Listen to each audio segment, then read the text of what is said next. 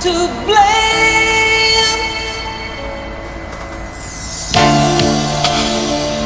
If you fall down back then, please forgive my missing hand. Now I swear by your side I will stand and make a future and you land. Leading so far, we have been treasuring the pieces of our broken hearts. We must put them back together.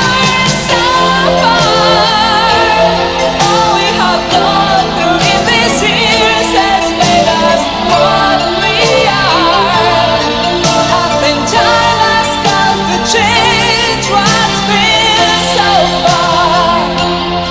Now we have another chance to ask for more than we have had before. Finally now we can start chasing each other. Different stars, we're together after all. If ever your sky's blue, my horizon has that color too. And no matter. Mi dispiace Nadia, anzi no, non mi dispiace affatto. Ho deciso di andare a vivere per conto mio. Cos'è la trama di un nuovo racconto? Per favore non scherzare, eh? No, io non voglio più continuare con questa vita. Questa vita va vegetale. Ma ti rendi conto?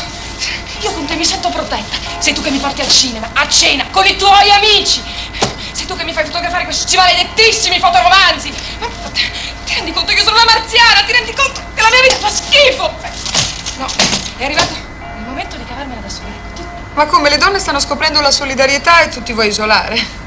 La solidarietà femminile non si può sprecare per parassite come me. Poi io non ho più voglia di essere sempre tenuta per mano, come se non sapessi neanche attraversare la strada. Ma io non ho bisogno d'aiuto, anzi, voglio stare da sola e voglio sbattere la testa nella vita. E vai pure a sbattere la testa contro la vita, se sei così scema da non capire che sarà la vita stessa a sbatterti qualcosa addosso.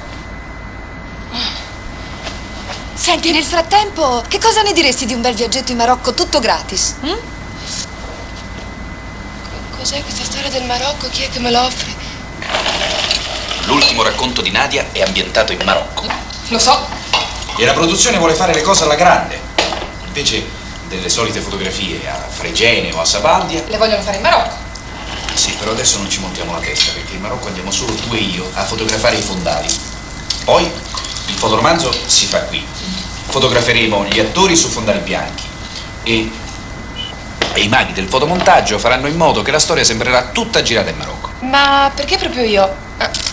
All'Ambassador ci sono fotografi molto più in gamba di me.